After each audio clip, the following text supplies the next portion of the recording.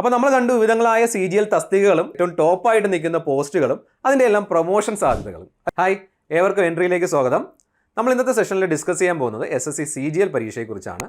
SSCയുടെ combined graduate level exam, അതായത് നമ്മുടെ കേന്ദ്ര മന്ത്രിസഭയിലെ വിവിധ ഡിപ്പാർട്ട്മെൻറ്റുകളിലേക്കും വിവിധ മിനിസ്ട്രികളിലേക്കും നടത്തുന്ന നിയമനങ്ങൾ, ആ നിയമനങ്ങൾ നടത്താനുള്ള പരീക്ഷയാണ് എന്ന് പറയുന്ന SSC CGL പരീക്ഷ. അപ്പോൾ തീർച്ചയായിട്ടും നമ്മളെല്ലാവരും കേന്ദ്ര സർക്കാരിൽ ഒരു ജോലി ആഗ്രഹിക്കുന്ന വ്യക്തികളായിരിക്കും അല്ലേ. അപ്പോൾ എങ്ങനെ ആ പോസ്റ്റുകളിലേക്ക് എത്താം, എങ്ങനെ ആ ജോലിയിലേക്ക് എത്താം അല്ലേ. മിക്ക ഡിപ്പാർട്ട്മെൻറ്റുകളും മിക്ക മിനിസ്ട്രികളും നമ്മൾ കണ്ടിട്ടുണ്ട്. ED നമുക്ക് പരിചയപ്പെട്ട ഒരു വേർഡാണ് അല്ലേ. എൻഫോഴ്സ്മെൻറ്റ് ഡയറക്ടറേറ്റ്, അതുപോലെ CBI, എക്സൈസ് ഡിപ്പാർട്ട്മെൻറ്റ്, അങ്ങനെ ഒത്തിരി സ്ഥലങ്ങളിലേക്ക് നമുക്ക് എന്ത് ചെയ്യാൻ പറ്റും, നിയമനം നേടാൻ പറ്റും. ആ നിയമനങ്ങളെല്ലാം നമുക്ക് നേടിത്തരുന്ന പരീക്ഷയാണ് SSC CGL എക്സാം എന്ന് പറയുന്നത്. ഒരു ഡിഗ്രി ഹോൾഡറിന് തീർച്ചയായിട്ടും എഴുതാൻ പറ്റുന്ന എക്സാമാണ് SSC CGL എന്ന് പറയുന്നത്. ഈ SSC CGL പരീക്ഷയെ അതിൻ്റെ ഒരു മഹത്തരമാക്കുന്നതെന്ന് പറഞ്ഞാൽ ആ പോസ്റ്റുകൾ തന്നെയാണ്. വിവിധങ്ങളായ പോസ്റ്റുകൾ, നമ്മുടെ ഒരു ഡെക്കറേറ്റഡ് പോസ്റ്റുകൾ, മിക്കതും നമ്മുടെ സിവിൽ സർവീസ് റാങ്കിന്, സിവിൽ സർവീസ് കേഡറിന് ഈക്വലൻ്റ് ആയിട്ട് വരുന്നതാണ്. നമ്മൾ പ്രൊമോഷൻ കിട്ടി അങ്ങോട്ടേക്ക് എത്തുമ്പോൾ, തുടക്കത്തിലായിരിക്കത്തില്ല, പ്രൊമോഷൻ കിട്ടി അങ്ങോട്ടേക്ക് എത്തുമ്പോൾ സിവിൽ സർവീസ് കേഡറിന് ഈക്വലായിട്ട് വരുന്നതാണ്. അതുകൊണ്ട് ഒരു മിനി UPSC എക്സാം എന്ന് വേണമെങ്കിൽ നമുക്ക് ആരെ പറയാം, SSC CGL പരീക്ഷയെ പറയാം. 2026 ബാങ്ക് SSC കലണ്ടർ ഉടൻ വരുന്നു. വരാനിരിക്കുന്നത് 1,00,000-ൽ പരം അവസരങ്ങളാണ്. കേരളത്തിലെ ഏറ്റവും ബെസ്റ്റ് മെന്റേഴ്സിനൊപ്പം വീട്ടിലിരുന്ന് തന്നെ നിങ്ങൾക്കൊരു സർക്കാർ ജോലി നേടിയെടുക്കാം. അതും ഇപ്പോൾ ഏറ്റവും മികച്ച ഓഫേഴ്സിൽ. എൻട്രി ഫ്യൂച്ചർ ഫെസ്റ്റിന്റെ ഭാഗമായി ബാങ്ക് SSC RRBയുടെ എല്ലാ കോഴ്സുകളും 40% വരെ ഡിസ്കൗണ്ടിൽ നിങ്ങൾക്ക് അൺലോക്ക് ചെയ്യാം. കൂടെ അൺലിമിറ്റഡ് വാട്സ്ആപ്പ് അക്സസും. കൂടാതെ ഈ മാസം ഗോൾഡ് കോഴ്സിൽ ജോയിൻ ചെയ്യുന്നവരിൽ 3 പേർക്ക് നേടാം അൺലിമിറ്റഡ് ട്രാക്ക് വാലിഡിറ്റി. പെട്ടെന്ന് രജിസ്റ്റർ ചെയ്ത് നിങ്ങളുടെ കോഴ്സ് ഓഫേഴ്സ് എന്താണെന്ന് അറിയൂ. അപ്പോൾ ഞാൻ പറഞ്ഞു കഴിഞ്ഞു, നമ്മുടെ ഇതിൻ്റെ പോസ്റ്റുകളാണ്, ഈ ഡെക്കറേറ്റീവ് പോസ്റ്റുകളാണ് ഈ ഒരു പരീക്ഷയെ മികവുറ്റതാക്കുന്നത്. അപ്പോൾ ഏതൊരാളുടെയും സ്വപ്നമാണ് ആ ഒരു പദങ്ങളിലേക്ക് എത്തുക എന്ന് പറയുന്നത്. CBI എന്നൊക്കെ നമ്മൾ ഒത്തിരി കേട്ടിട്ടുള്ളതാണ്. അതുപോലെ തന്നെ ഇപ്പോൾ വാർത്തകളിൽ നിറഞ്ഞിരിക്കുന്ന ഒരു ടേമാണ് ED എന്ന് പറയുന്നത് അല്ലേ. അപ്പോൾ ED എൻഫോഴ്സ്മെൻറ്റ് ഡയറക്ടറേറ്റിലേക്ക് നമുക്ക് എന്ത് ചെയ്യാൻ പറ്റും, നിയമനം നേടാൻ പറ്റും. അപ്പോൾ നമുക്ക് നോക്കാം ഈ SSC CGL പരീക്ഷ വഴി ഏതൊക്കെ പോസ്റ്റുകളിലേക്കാണ് നിയമനം നടത്തുന്നത്, അതിലെ കിടിലം പോസ്റ്റുകൾ ഏതൊക്കെയാണ്, അതിൻ്റെ പ്രൊമോഷൻ സാധ്യതകൾ എന്തൊക്കെയാണ്, നമുക്ക് എത്രത്തോളം സാലറി വാങ്ങാൻ പറ്റും, അങ്ങനെയുള്ള നമ്മുടെ ലൈഫ് സെറ്റ് ആക്കുന്ന ജോലി തന്നെയാണോ ഇത് എന്നുള്ള കാര്യം നമുക്ക് ചെക്ക് ചെയ്യാം. ഓക്കെ, അപ്പോൾ നമുക്ക് ആ വിവരങ്ങളിലേക്ക് കിടക്കാം. ആദ്യമായി നമ്മുടെ SSC CGLൻ്റെ പേ ലെവൽ 8 വരുന്ന 2 പോസ്റ്റുകളാണ് നമ്മൾ പരിചയപ്പെടാൻ പോകുന്നത്. അത് ഗ്രൂപ്പ് B ഗസറ്റഡ് പോസ്റ്റാണ് രണ്ടും. ഓക്കെ, അപ്പോൾ ആ പോസ്റ്റുകൾ ഏതൊക്കെയെന്ന് പറഞ്ഞാൽ അസിസ്റ്റൻറ്റ് ഓഡിറ്റ് ഓഫീസറും അസിസ്റ്റൻറ്റ് അക്കൗണ്ട് ഓഫീസറുമാണ്. അത് Indian audit and accounts department, CAG-യുടെ കീഴിലുള്ള ഇന്ത്യൻ ഓഡിറ്റ്സ് ആൻഡ് അക്കൗണ്ട് ഡിപ്പാർട്ട്മെൻറ്റിലാണ് നമുക്ക് നിയമനം ലഭിക്കുന്നത്. പോസ്റ്റ് നെയിം ഓർത്ത് വെച്ചിരിക്കുക, assistant audit officer, assistant account officer, രണ്ടും ഗ്രൂപ്പ് B ലെവൽ പോസ്റ്റുകളാണ്. നമുക്ക് അടുത്ത കാര്യത്തിലേക്ക് കിടക്കാം. അടുത്ത് വരുന്ന പേ സ്കെയിൽ അല്ലെങ്കിൽ പേ ലെവൽ 7 വരുന്ന നമ്മുടെ സാലറി സ്കെയിൽ നോക്കിക്കൊള്ളുക. 44,900 രൂപ മുതൽ 1,42,000 രൂപയോളം നമുക്ക് സാലറി കിട്ടുന്ന പോസ്റ്റുകളാണ് നമ്മുടെ പേ ലെവൽ 7 വരുന്നത്. പേ ലെവൽ 8 സാലറി നമുക്കൊന്ന് നോക്കാം. പേ ലെവൽ 8 വരുന്നത് 47,600 തൊട്ട് 1,51,000 രൂപ വരെ നമുക്ക് എന്ത് ചെയ്യാൻ പറ്റും, സാലറി വാങ്ങാൻ പറ്റുന്ന പോസ്റ്റുകളാണ് കേട്ടോ. അപ്പോൾ നമുക്ക് നോക്കാം പേ ലെവൽ 7 വരുന്ന പോസ്റ്റ് ഏതൊക്കെയാണ്. അസിസ്റ്റന്റ് സെക്ഷൻ ഓഫീസർ, വിവിധ ഡിപ്പാർട്ട്മെൻറ്റുകളും വിവിധ മിനിസ്ട്രിയും, സെൻട്രൽ സെക്രട്ടേറിയറ്റ് സർവീസ് ഉണ്ട്, ഇന്റലിജൻസ് ബ്യൂറോ ഉണ്ട്, അതുപോലെ മിനിസ്ട്രി ഓഫ് റെയിൽവേ ഉണ്ട്, മിനിസ്ട്രി ഓഫ് എക്സ്റ്റേണൽ അഫയേഴ്സ് ഉണ്ട്. ഇവരെ ഒന്ന് ഓർത്ത് വെച്ചിരിക്കുക, assistant section officer ministry of external അഫയേഴ്സിൽ വരുന്നത്. അതുപോലെ AFHQ നമ്മുടെ ആംഡ് ഫോഴ്സസ് ഹെഡ് ക്വാർട്ടേഴ്സിൽ വരുന്നുണ്ട്. അങ്ങനെ വിവിധ ഡിപ്പാർട്ട്മെൻറ്റുകളിലും വിവിധ മിനിസ്ട്രികളിലും നമുക്ക് സെക്ഷൻ ഓഫീസറായിട്ട് എന്ത് ചെയ്യാൻ പറ്റും, ജോലി നേടാൻ സാധിക്കുന്നു. അടുത്ത് നോക്കുക, ഇൻകം ടാക്സ് ഇൻസ്പെക്ടർ ആവാം. നമ്മുടെ ഡയറക്റ്റ് ടാക്സ് ഡിപ്പാർട്ട്മെൻറ്റിൽ എന്ത് ചെയ്യാം, ഇൻകം ടാക്സ് ഇൻസ്പെക്ടർ ആവാം. അതുപോലെ തന്നെ ഇൻഡയറക്റ്റ് ടാക്സ് കസ്റ്റംസിൽ നമുക്ക് എന്ത് ചെയ്യാൻ പറ്റും, ഇൻസ്പെക്ടർ ആകാൻ പറ്റും കേട്ടോ. ഇൻസ്പെക്ടർ പ്രിവെൻറ്റീവ് ഓഫീസർ സെൻട്രൽ എക്സൈസിലും അതുപോലെ കസ്റ്റംസിലും നമുക്ക് എന്ത് ചെയ്യാൻ പറ്റും, ഇൻസ്പെക്ടർ പോസ്റ്റുകൾ വരുന്നുണ്ട്. ഇനി നോക്കുക, അസിസ്റ്റന്റ് എൻഫോഴ്സ്മെന്റ് ഓഫീസർ AEO അല്ലേ, directorate of enforcement and department of revenue, ഇതാണ് നമ്മുടെ ED.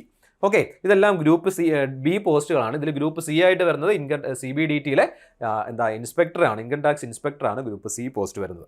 ഇനി നോക്കുക, സബ് ഇൻസ്പെക്ടർ ഉണ്ട് CBIയിലെ, അതുപോലെ തന്നെ ഇൻസ്പെക്ടർ പോസ്റ്റ് ഉണ്ട് department of post ministry of communication വരുന്നുണ്ട്. Inspector post central bureau of narcotics ministry of finance, അവിടെയെല്ലാം നമുക്ക് എന്ത് ചെയ്യാം, ഇൻസ്പെക്ടർ പോസ്റ്റ് വരുന്നുണ്ട്.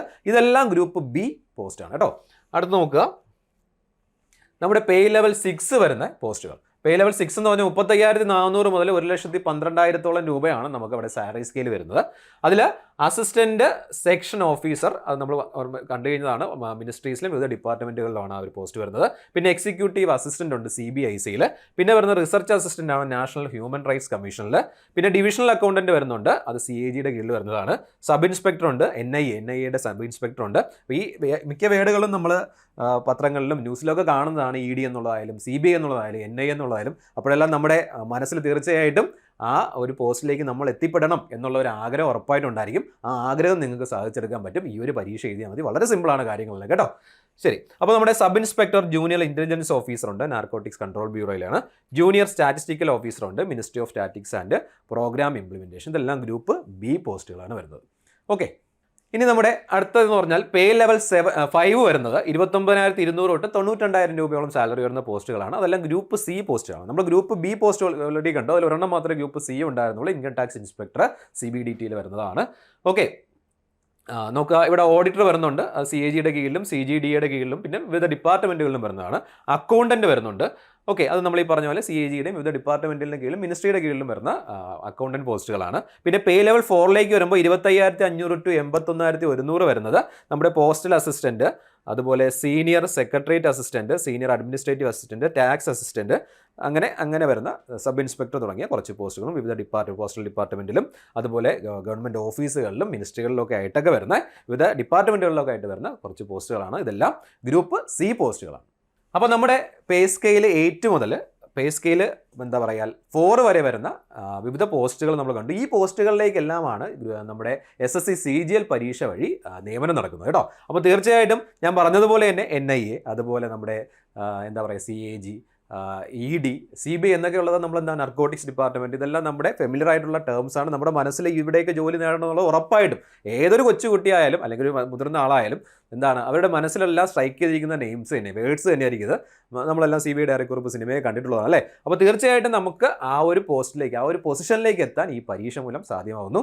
അപ്പോൾ ഇതിൽ ഏറ്റവും ടോപ്പ് പോസ്റ്റുകൾ എന്ന് പറയാൻ പറ്റും, അല്ലെങ്കിൽ നമുക്ക് കൂടുതൽ പ്രൊമോഷൻ സാധ്യത ഉള്ളത്, നമുക്ക് അത്യാവശ്യം നല്ലൊരു ലൈഫ് സ്കെയിൽ നൽകുന്നതായിട്ടുള്ള പോസ്റ്റുകൾ എന്ന് പറയുന്നത് 1-2 പോസ്റ്റുകൾ നമ്മൾ കണ്ടത് തന്നെയാണ്.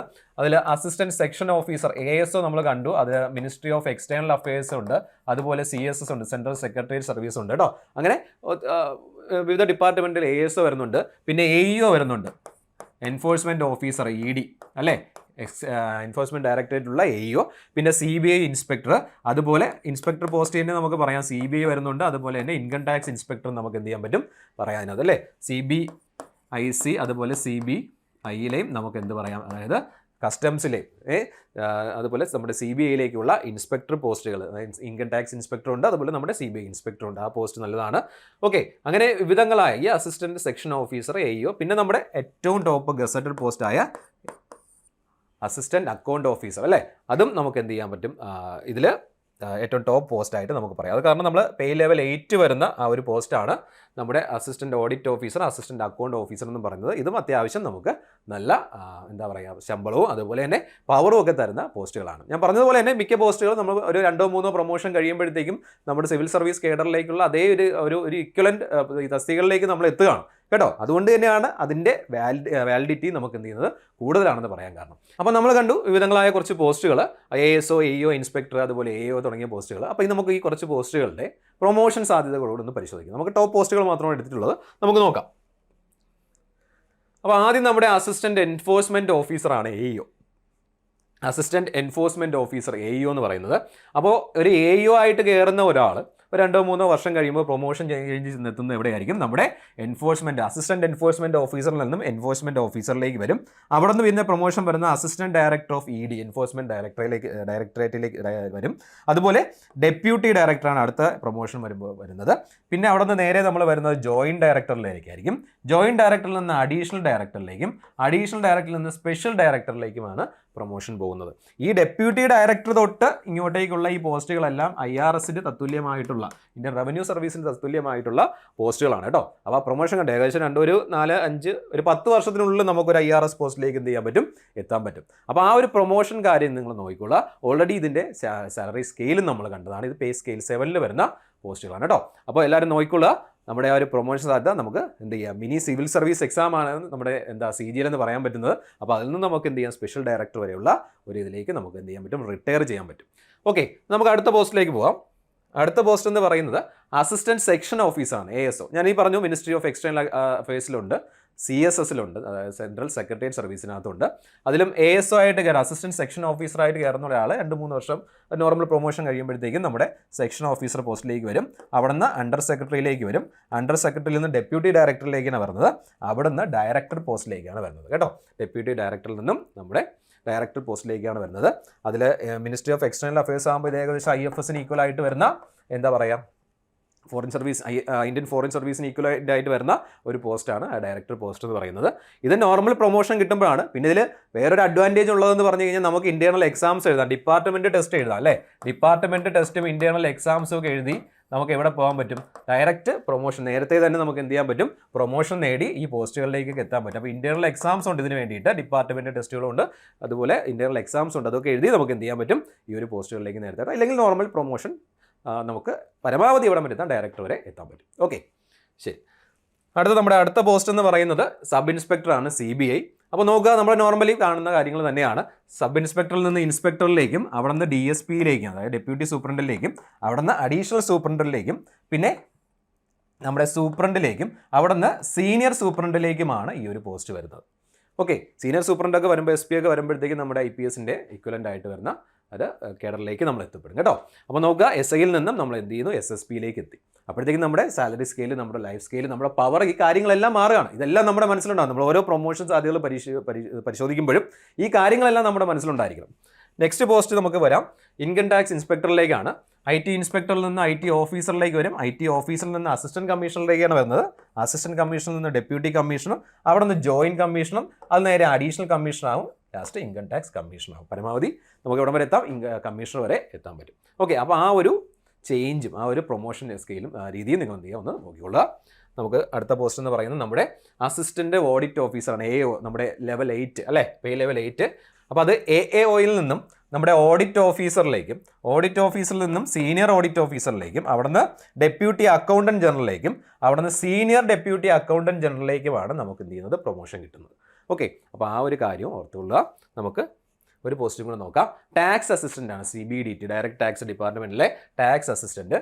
അപ്പോൾ ഇതിൻ്റെ പകുതി ടാക്സ് അസിസ്റ്റൻറ്റും ബാക്കി പകുതി എന്ന് പറയുന്നത് നമ്മുടെ ഇൻകം ടാക്സ് ഇൻസ്പെക്ടറിൻ്റെ കാര്യം. കാരണം ഇവിടുന്ന് പ്രൊമോഷൻ കിട്ടി നമ്മൾ എത്തുന്നത് എവിടെയാണ്, IT ഇൻസ്പെക്ടറിലേക്കാണ്. മൂന്നാമത്തെ പ്രൊമോഷൻ എന്ന് പറഞ്ഞാൽ IT ഇൻസ്പെക്ടറാണ്. ടാക്സ് അസിസ്റ്റൻറ്റിൽ നിന്നും സീനിയർ ടാക്സ് അസിസ്റ്റൻറ്റിലേക്കും, അവിടെ നിന്ന് നേരെ IT ഇൻസ്പെക്ടറിലേക്കും, പിന്നെ ബാക്കി നമ്മൾ IT ഇൻസ്പെക്ടർ ഉണ്ട്, IT ഓഫീസർ, അവിടെ നിന്ന് assistant commissioner, deputy commissioner, joint commissioner, നമുക്ക് എവിടെ വരെ എത്താൻ പറ്റുള്ളൂ, അഡീഷണൽ കമ്മീഷണർ വരെ ആയിരിക്കും എത്താൻ പറ്റുന്നത്. മറ്റേ കമ്മീഷണർ, ഡയറക്റ്റ് ഇൻകം ടാക്സ് ഇൻസ്പെക്ടറായിട്ട് കയറുന്ന ആളിന് കമ്മീഷണർ വരെ പോവാം. പക്ഷേ നമ്മുടെ ടാക്സ് അസിസ്റ്റൻ്റ് ആയിട്ട് വരുന്ന ആൾ ഇന്റേണൽ എക്സാംസ് വഴിയും അതുപോലെ നോർമൽ പ്രൊമോഷൻ കിട്ടിയാലും മാക്സിമം എവിടെ വരെ എത്താം, അഡീഷണൽ കമ്മീഷണർ വരെ എത്താം. ഓക്കെ, അപ്പോൾ നമ്മൾ കണ്ടു വിവിധങ്ങളായ CGL തസ്തികകളും അതിൻ്റെ ഇമ്പോർട്ടൻറ്റ് ഏറ്റവും ടോപ്പായിട്ട് നിൽക്കുന്ന പോസ്റ്റുകളും അതിൻ്റെ എല്ലാം പ്രൊമോഷൻ സാധ്യതകളും അല്ലേ. അപ്പോൾ നല്ല സാലറി സ്കെയിലുണ്ട്, പവറുണ്ട്, അതുപോലെ തന്നെ നമുക്ക് നല്ലൊരു റെപ്യൂട്ടഡ് പോസ്റ്റുകളിലേക്കായിരിക്കും എത്തുന്നത്. അപ്പോൾ നിങ്ങളുടെ ലക്ഷ്യം എന്ന് പറഞ്ഞു കഴിഞ്ഞാൽ ഈ പോസ്റ്റുകളിലേക്ക് നമ്മൾ ആഗ്രഹിച്ചിരുന്ന, കുഞ്ഞുനാൾ തൊട്ടേ ആഗ്രഹിച്ചിരുന്ന മിക്ക പോസ്റ്റുകൾ ഇതിനകത്തുണ്ട്. ആ പോസ്റ്റുകളിലേക്ക് നമുക്ക് എത്താനായിട്ട് നിങ്ങൾ ചെയ്യേണ്ടതെന്ന് പറഞ്ഞാൽ നമ്മുടെ CGL എക്സാം എന്ത് ചെയ്യണം, ക്രാക്ക് ചെയ്യണം. 2026 നമുക്ക് വരാനിരിക്കുന്ന ഏകദേശം ഓഗസ്റ്റ് സെപ്റ്റംബർ ആ സമയത്തായിരിക്കും പരീക്ഷ നടക്കുന്നത്. അപ്പോൾ ഇനി നമുക്ക് ഇതിൻ്റെ കലണ്ടർ വരാനുണ്ട്. SSCയുടെ കലണ്ടർ നമുക്ക് ഇനി റിലീസ് ചെയ്യാനുണ്ട്. SSCയുടെ കലണ്ടർ അനുസരിച്ച് ഏകദേശം ഓഗസ്റ്റ് എന്താ പറയുക, സെപ്റ്റംബർ മാസങ്ങളിലായിരിക്കും നമ്മുടെ ഈ പരീക്ഷ നടക്കാനുള്ള പോസിബിലിറ്റി എന്ന് പറയുന്നത്. കലണ്ടർ നിങ്ങൾക്ക് അറിയാമല്ലോ. നമ്മുടെ SSC അടുത്ത ഒരു വർഷം 2026-2027 വർഷം നടക്കാനിരിക്കുന്ന മിക്ക പരീക്ഷകളും ഏതൊക്കെയാണ്, എന്നാണ് നടക്കുന്നത് എന്നുള്ള ഡേറ്റ് സഹിതം ഒരു കലണ്ടറിങ് തരും. അതിനെയാണ് നമ്മളെന്താ പറയുന്നത്, ആനുവൽ കലണ്ടർ എന്ന് പറയുന്നത്. ആ കലണ്ടർ പ്രകാരം CGL എക്സാം നമുക്ക് ഓഗസ്റ്റ് മാസത്തിൽ പ്രതീക്ഷിക്കാം. അപ്പോൾ ആ 2026 ഓഗസ്റ്റ് മാസത്തിൽ നടക്കുന്ന CGL എക്സാമിന് വേണ്ടിയിട്ടാണ് നമ്മൾ പ്രിപ്പയർ ചെയ്യേണ്ടത്. അതിനുവേണ്ടി നിങ്ങൾ നോട്ടിഫിക്കേഷൻ വരുന്നവരെ വെയിറ്റ് ചെയ്തിരിക്കരുത്. അല്ലെങ്കിൽ ഓഗസ്റ്റ് മാസത്തിൽ പഠിക്കാമെന്ന് പറഞ്ഞിരുന്ന ഇതെല്ലാം കൂടെ നമുക്ക് എന്ത് ചെയ്യാൻ പറ്റത്തില്ല, കംപ്ലീറ്റ് തീർക്കാൻ പറ്റില്ല. കാരണം പ്രിലിംസ് ഉണ്ട്, പിന്നെ 2 ടയർ എക്സാംസ് നമുക്ക് ഇതിനകത്ത് വരുന്നുണ്ട്. ഈ 2 ടയർ എക്സാംസ് നമുക്ക് ക്ലിയർ ചെയ്യണ്ടേ, അതിനുവേണ്ടി പഠിക്കണ്ടേ. ഓക്കെ, അപ്പോൾ ആ കാര്യങ്ങൾ നോക്കുക.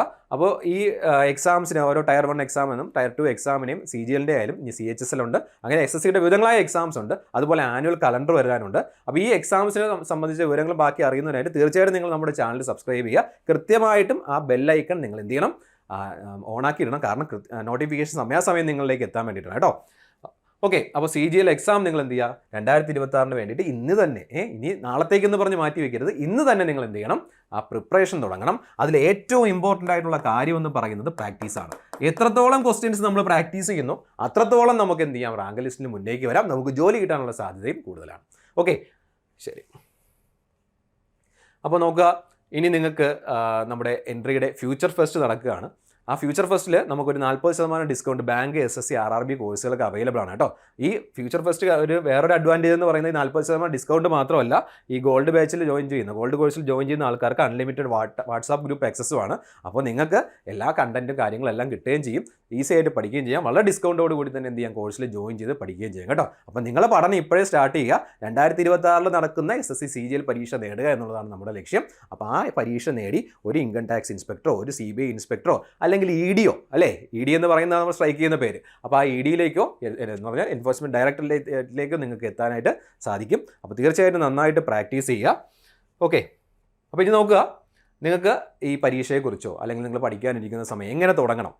നമ്മളിപ്പോൾ ജസ്റ്റ് ഒരു ബുക്ക് എടുത്തു, സിലബസ് എടുത്തു, അതിൽ എങ്ങനെയാണ് സ്റ്റാർട്ട് ചെയ്യേണ്ടത്, എന്താ തുടങ്ങേണ്ടത്, എവിടം വെച്ച് തുടങ്ങണം, എന്തൊക്കെ പഠിക്കണം, അത് ഒത്തിരി ഡൗട്ട് ഉണ്ടാവാം. അതുപോലെ കോഴ്സിനെ കുറിച്ച് ഡൗട്ട് ഉണ്ടാവാം. ഇങ്ങനെയുള്ള ഡൗട്ടുകളെല്ലാം ഞങ്ങളിലേക്ക് നിങ്ങൾക്ക് ചോദിക്കാം.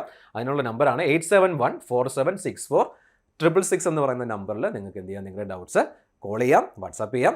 ഓക്കെ, ഇനിയിപ്പോൾ നിങ്ങൾക്ക് കോൺടാക്ട് ചെയ്യുമ്പോൾ കിട്ടിയില്ല എന്നുണ്ടെങ്കിൽ പറഞ്ഞ് വിഷമിക്കേണ്ട. തീർച്ചയായിട്ടും ഈ വീഡിയോയുടെ ഡിസ്ക്രിപ്ഷൻ ബോക്സിൽ നിങ്ങൾക്ക് ലിങ്ക് അവൈലബിൾ ആണ്. ആ ലിങ്ക് വഴിയും നിങ്ങളുടെ ക്വറീസ് ഞങ്ങളിലേക്ക് എത്തിക്കാം. അപ്പോൾ നന്നായിട്ട് പ്രിപ്പയർ ചെയ്യുക. എല്ലാവർക്കും എല്ലാവിധ ആശംസകളും നേരുന്നു. All the best.